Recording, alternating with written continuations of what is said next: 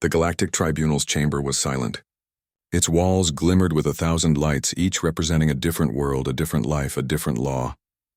At the center, on a raised dais, sat the Council of the Tribunal, tall, alien beings with eyes that seemed to pierce through one's mind. Among them was Commander Renak, the chief judge, whose gaze alone could make even the bravest hesitate. Before the council stood a human. His name was Jalek, and though the chamber was full of creatures from countless worlds, none had ever seen a human like him. He was not trembling, not pleading. His posture was straight, his voice steady. To the tribunal, this was unsettling. Jalek of Earth, Renak's voice echoed, deep and sharp.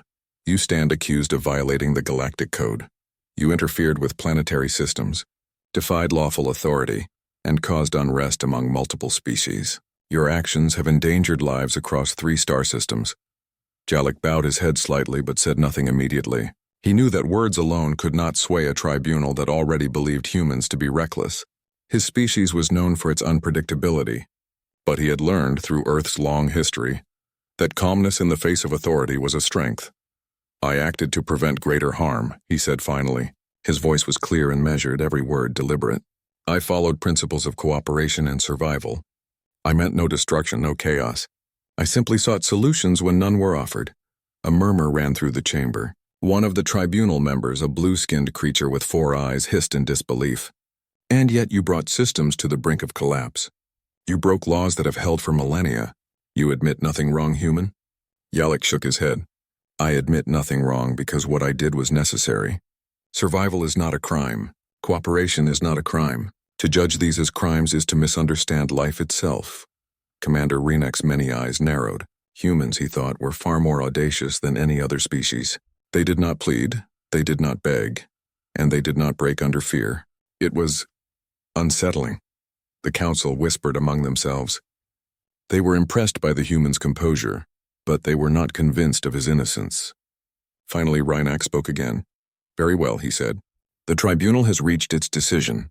Jalek of Earth, you are hereby sentenced to life on Deathworld Xylar. There, the conditions are designed to end the lives of all unprepared beings. You will be delivered to the planet immediately. A stunned silence filled the chamber. Deathworld Xylar. A place where even the hardiest of aliens failed within hours. Its storms shredded metal ships, its gravity crushed bones, and its air was laced with toxins. No being had ever survived more than a single day. And now this human was being sent there. Jalek listened without fear. He did not plead for mercy. He simply said, I accept the sentence. I ask only for the means to survive long enough to understand the world. Renak tilted his head. Understand? You are not meant to survive. Perhaps, Jalek replied softly, but understanding is part of life. Even here, the tribunal officials exchanged uneasy glances. This human was strange. Strange and defiant, but in a quiet way. Hours later, Jalek arrived on Xylar. The transport ship shuddered as it entered the planet's atmosphere. The viewports displayed a world of chaos, rivers of acid, jagged mountains taller than any city, and clouds that burned with lightning. The gravity pushed down hard, heavier than anything he had felt on Earth. When the doors opened, a blast of wind knocked him to his knees. He tasted the air, it burned. He felt the ground shake as distant storms roared across the land. Yet Jalek stood. Slowly, carefully, he adjusted to the pressure, the weight, the heat, the smell of acid and ozone. He had read about planets like this. He knew that survival would not be easy, but he also knew humans had something other species often underestimated: ingenuity and adaptability. The first hours were the hardest. He scanned the landscape, searching for any resource. Every step was a challenge.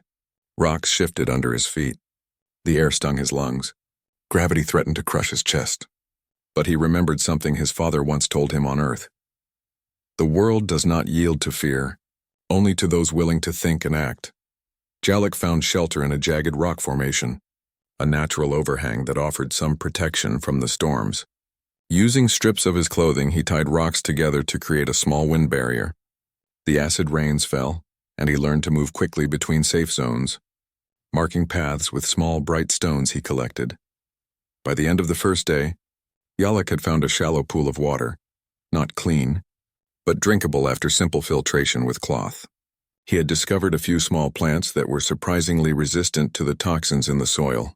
Using knowledge of chemistry he had learned on Earth, he boiled water with stones heated in the sun, neutralizing some of the harmful chemicals. Back at the tribunal, sensors tracked his progress. Images flashed across the chamber: human movement, shelter construction, water collection. The council watched, disbelief etched on every face. He is alive," whispered one of the tribunal members, a reptilian being with glistening scales. "This should be impossible." Commander Reinach's jaw tightened. "Impossible," he said slowly. "Yet here he is. He has survived the first cycle of storms." Lyra, a tribunal assistant with soft violet skin, leaned forward. "He is studying the environment, observing it, learning it. He is not panicking. He is not running. He is adapting." The council fell silent. The thought that a human could survive on Xylar was almost incomprehensible. No other species had ever managed it. On Xylar, Jalek continued his work. He noted the behavior of plants that could neutralize toxins. He observed small rock formations that could shield him from wind bursts. He even found a shallow cavern where gravity seemed slightly less oppressive due to the shape of the rocks. Night came. The sky turned a violent orange, lightning slicing across clouds that boiled with energy. Every creature of the night seemed more dangerous, but Jalek moved carefully, staying low, using rocks and natural formations for protection. He lay awake thinking not of death but of solutions, how he could survive, how he could turn this planet's fury into something he could endure. By dawn, he had a plan. He would map safe zones, create temporary shelters, and use the planet's own resources to sustain himself. Most importantly, he would stay calm. Fear would kill him faster than any storm.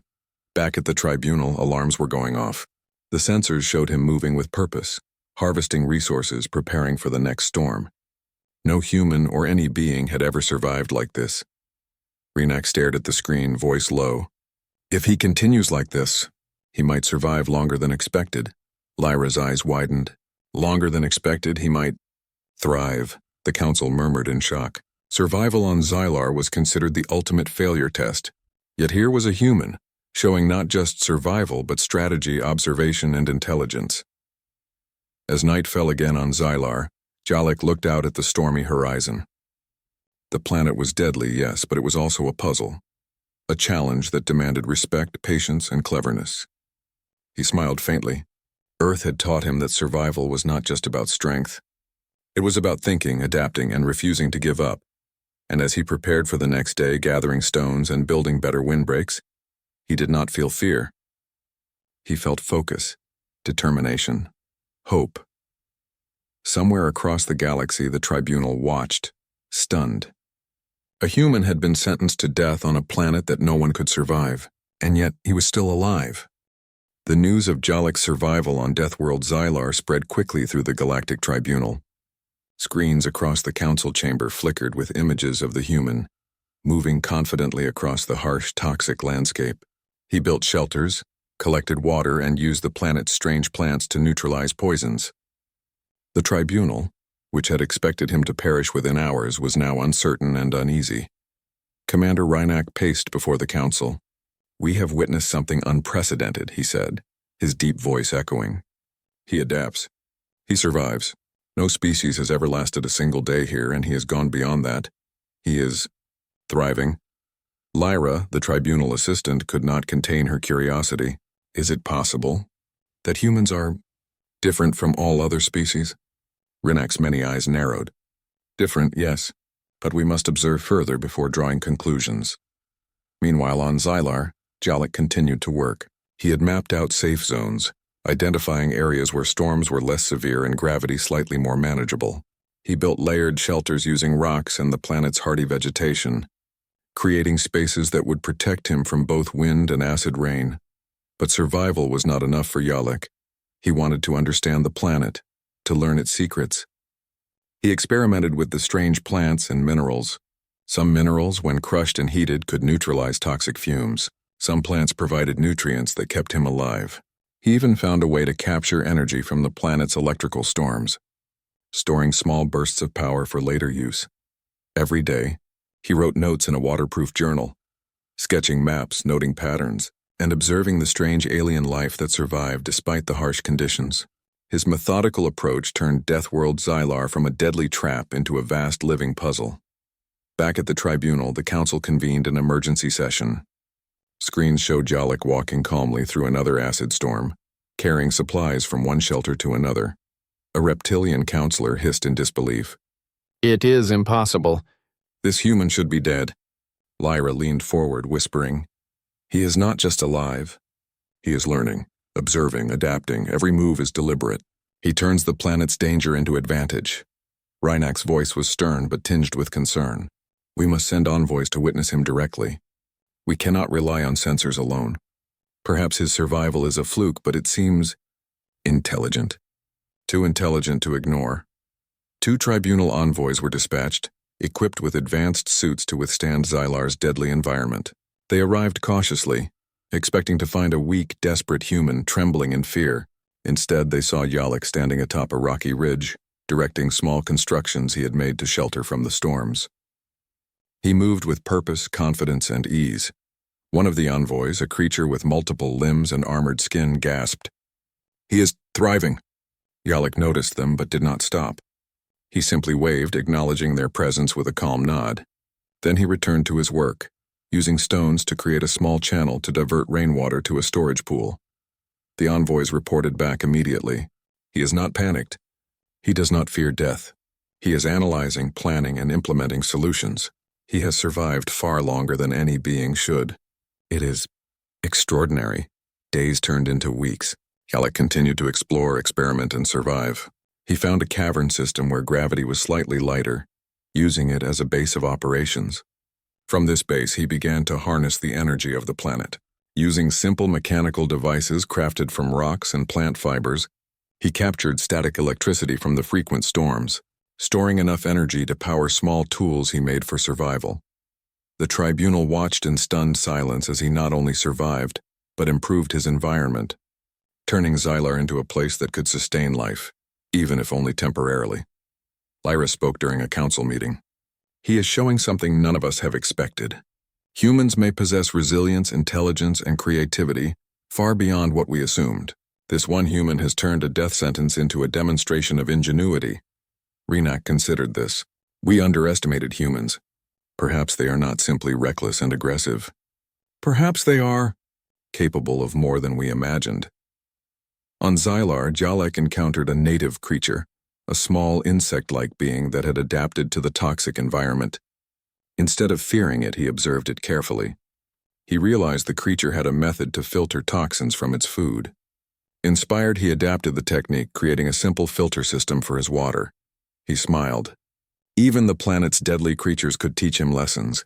He continued documenting everything, recording methods, patterns, and solutions. His ingenuity impressed not just himself, but eventually the galaxy. What the tribunal had thought would be a simple sentence of death had instead become a showcase of human adaptability. Eventually, the tribunal decided to visit Xylar personally. They arrived in their massive ships, fully armored and prepared to witness a human fail. They expected to see desperation, exhaustion, and death. Instead, they found Jalek walking calmly, tending to his shelters, managing water collection, and even experimenting with ways to harness the planet's energy. Reinak was the first to speak. "Human, Jalek. How is it that you survive where others perish?" Jalek looked up calm and steady. "I observed, adapted, and worked with what the planet offered. Strength alone does not guarantee survival. Understanding, planning, and persistence do." The tribunal murmured in astonishment. They had never heard such reasoning from any species before. Humans, it seemed, were something entirely different. Lyra stepped forward. "You are extraordinary. You have taken what should have been your end and turned it into mastery." Jalek smiled faintly. "Deathworlds are only deadly if one refuses to learn from them. I have learned. I have adapted. I survive." The tribunal returned to their council chamber, stunned. The human had survived weeks using intelligence, observation, and creativity, rather than brute force or weapons. He had done what no other being could. Reinak addressed the council. "We were wrong. Humans are remarkable. We cannot judge them by the same standards we apply to other species. Their resilience, ingenuity, and patience are extraordinary. One human has shown what no other species has been able to do, Lyra added. Perhaps it is time to reconsider how we view humanity. They are not reckless, not dangerous. They are capable of greatness. The council debated long into the galactic night. Finally, a decision was made. Yalek would not only survive, but he would be honored. Xylar would become a site for interstellar study, to learn from the human who had turned death into life. And Yalek himself would be offered a new role, Galactic Ambassador for Human Ingenuity. When the tribunal contacted Yalek with the news, he looked at the harsh landscape of Xylar and smiled. I came here to survive, he said simply. I did not expect to teach the galaxy anything. But if my survival can show what humans are capable of, then I am glad.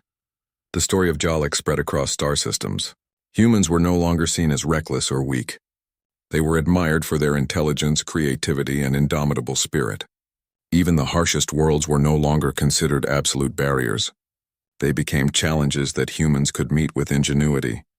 And on Deathworld Xylar, a human walked confidently, surrounded by storms, acid rains, and crushing gravity, not as a victim but as a master of survival. The Galactic Tribunal had sentenced him to death, but the universe had learned a new truth. Humans cannot be underestimated. Yalek's eyes scanned the horizon, where lightning split the sky and storms roared. He raised his hand slightly in a salute, not to the tribunal but to the human spirit itself, the spirit that refused to bow, refused to break, and refused to fail.